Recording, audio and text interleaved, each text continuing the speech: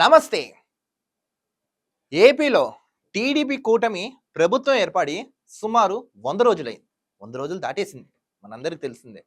ముఖ్యమంత్రిగా చంద్రబాబు నాయుడు గారు ఉన్నారు. డిప్యూటీ సీఎంగా పవన్ కళ్యాణ్ గారు బాధ్యతలు స్వీకరించి అఖండమైన మెజారిటీతో గెలిచి ప్రభుత్వాన్ని స్థాపించి ఆంధ్ర రాష్ట్రంలో ప్రజా ప్రభుత్వం కూటమి ప్రభుత్వాన్ని ఏర్పాటు చేసి కేంద్ర ప్రభుత్వాన్ని శాసించే స్థాయిలో రాష్ట్రంలో అంత నాయకత్వాన్ని తెచ్చుకున్నారు వీళ్ళిద్దరు. సరే బానే ఉంది. వారంతా వన్ సైడ్ అయిపోయింది. ఇవన్నీ బాగానే జరిగాయి. పరిపాలన, ఈ 100 రోజు పరిపాలనలో అసలు ఏమైంది, ఏం జరిగింది, నిజంగా అభివృద్ధి చేశారా, కేవలం మాటలకే పరిమితం అయిపోయా? జనాల నుంచి ఆగ్రహం వ్యక్తం వస్తున్నాయి, నిరసన వ్యక్తం వస్తున్నాయి, తీవ్రమైన అసంతృప్తి కూడా వ్యక్తం అవుతుంది. ఇప్పుడు రీసెంట్గా సిపిఎం పార్టీ ఏపీ కార్యదర్శి శ్రీనివాసరావు సంచలన ఆరోపణలు చేశారు.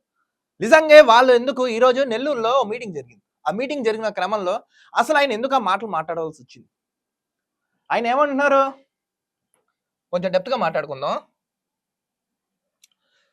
పవన్ కళ్యాణ్ గారిని సీఎం చేసే దిశలో బీజేపీ ఆర్ఎస్ఎస్ ఉన్నాయని సిపిఎం ఏపీ కార్యదర్శి శ్రీనివాసరావు ఆరోపణ చేశారు. అంటే ఇప్పుడు ఈయన ప్రజెంట్ డిప్యూటీ, ఈయన ప్రజెంట్ సీఎం.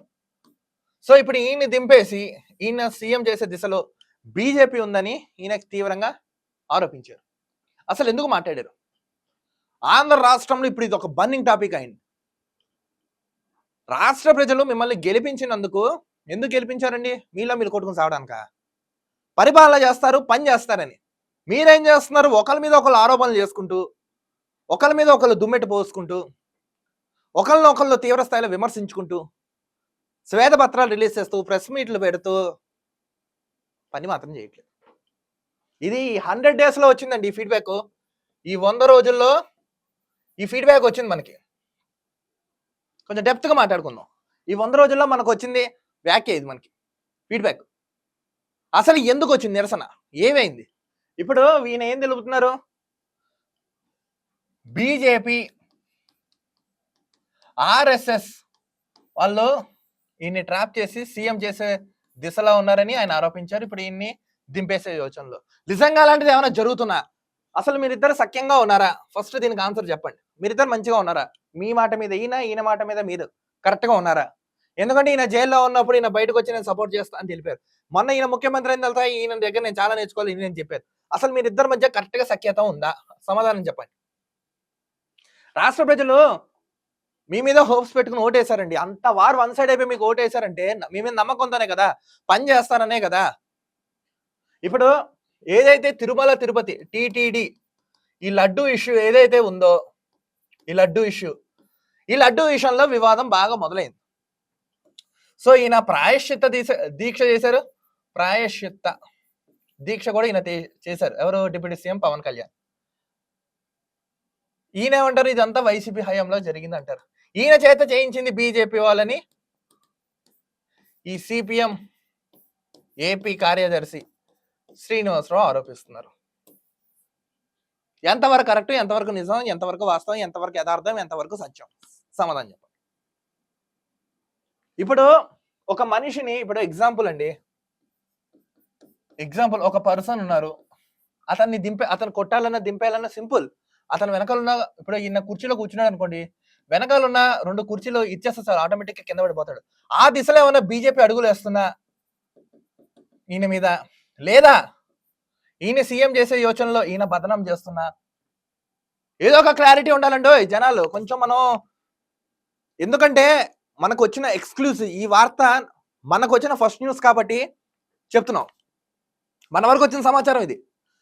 ఇప్పుడు నిజంగా బీజేపీ కనుక ఈ పిచ్చ నిర్ణయం తీసుకుంటే, రేపు ఈయన సీఎం అవుతే ఈయనకి ఏదో ఒక స్టేట్ గవర్నర్ ఇచ్చేసి బీజేపీ ఆంధ్ర రాష్ట్రంలో ఆధిపత్యం చూసే ఛాన్స్ అయితే ఎక్కువ ఉంది. ఇది ఇప్పుడు మీరు అనుకోవచ్చు, ఏంటి కేవలం నువ్వు మాట్లాడుతున్నావు, వార్త లేదా అని. చూడండి, ఇప్పుడు కొంచెం క్లియర్గా మాట్లాడుకుందాం.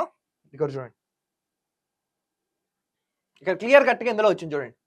టీడీపీ కూటమి ప్రభుత్వంపై సిపిఎం పార్టీ ఏపీ కార్యదర్శి శ్రీనివాసరావు సంచలన వ్యాఖ్యానం చేశారు. చంద్రబాబు ముఖ్యమంత్రి పదవి నుంచి దింపేసే కుట్రలు జరుగుతున్నాయంటూ ఆరోపించారు. సిపిఎం వాళ్ళు అంత త్వరగా మాట్లాడరు, సమావేశాలు పెట్టరు, సభలు పెట్టరు, వాస్తవాలు చెప్పరు, జనాల్లోకి రారు, ప్రశ్నించరు, పోరాడరు, పేరుకు నామకి వాసుగా కూర్చుని ఉంటారు. ఇప్పుడు ఈయన సంచలన వ్యాఖ్యలు చేశారు, ఏమని దింపేసి కుట్రలు జరుగుతుందని ఆరోపించారు. క్వశ్చన్ నెంబర్ 1, చంద్రబాబును దింపేసి పవన్ కళ్యాణ్ ముఖ్యమంత్రి చేయాలని బీజేపీ ఆర్ఎస్ఎస్ రోడ్ మ్యాప్ సిద్ధం చేసుకున్నట్టు శ్రీనివాసరావు సంచలన వ్యాఖ్యలు చేశారు. చంద్రబాబు నాయుడిని దింపేసి పవన్ కళ్యాణ్ ని సీఎం చేసే దిశగా అడుగులేస్తున్నారని ఆయన తెలుపుకుని వచ్చారు. నెల్లూరులో జరిగిన సిపిఎం మహాసభలను హాజరైన ఆయన ఈ సంచలన వ్యాఖ్యలు చేశారు. ఏపీ ప్రభుత్వంపై ప్రజల అసంతృప్తి మొదలైందని అభిప్రాయపడ్డారు. మీకు ఎలా తెలుసు అంటే నిరసన వ్యక్తం చేస్తున్నారు, మీకు ఎలా తెలుసు? సమాధానం చెప్పండి. ఇంకోటి చూడండి, ప్రత్యేక హోదా నిధులు ఇవ్వకుండా బీజేపీ ఇప్పటికే ఏపీకి నష్టం చేసింది. ఇప్పుడు గద్దలా తనుకుపోవాలని చూస్తుంది. ఈ ఉద్రిక్తతను రెచ్చగొట్టడంలో తెర వెనుక బీజేపీ ఆర్ఎస్ఎస్ దే పాత్ర ఉందని తెలిపారు. 2 ఏళ్లలోపు తెలుగుదేశం పార్టీని దించేసి చంద్రబాబుని ముఖ్యమంత్రిగా ఓడగొట్టి పవన్ కళ్యాణ్ ముఖ్యమంత్రి చేయాలని వారి ప్లాన్. దానికోసం విద్వేషాలు రెచ్చగొడుతున్నారు. ఈ విద్వేష రాజకీయాలు జరిగితే ఏపీలో కూడా మహారాష్ట్ర, ఉత్తరప్రదేశ్ లాగా అశాంతితో రగిలిపోతుందని సిపిఎం ఏపీ కార్యదర్శి శ్రీనివాసరావు సంచలన ఆరోపణలు చేశారు. ఇప్పుడు ఉత్తరప్రదేశ్లో ఎక్కడైతే మహారాష్ట్రలో ఎలా జరిగిందో అలా చేసే దిశలో బీజేపీ ఏమన్నా పన్నగం కలిగిందా? అంటే ఏమైనా ప్లాన్ వేసిందా? చాలా క్వశ్చన్లు వస్తున్నాయండి. ఇప్పుడు ఈ కూటమి ప్రభుత్వం వాళ్ళకి కూడా చెప్పేది అంతే. ఇప్పుడు ఒకటే క్వశ్చన్ ప్రజల తరపున, మా తరపున,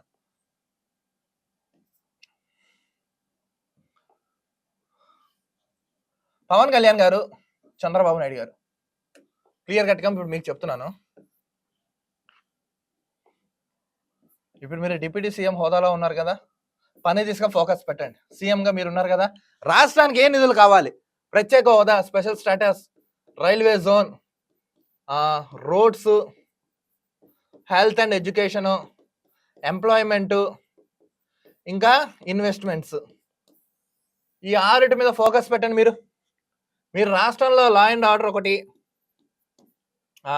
ఫారెస్ట్, అగ్రికల్చరు, వాటర్, వీటి మీద అన్నిటి మీద ఫోకస్ మీరు పెట్టండి. ప్రజలకు ఏవైతే తీర్మానాలు ఇచ్చారో 100% అమలు చేయండి.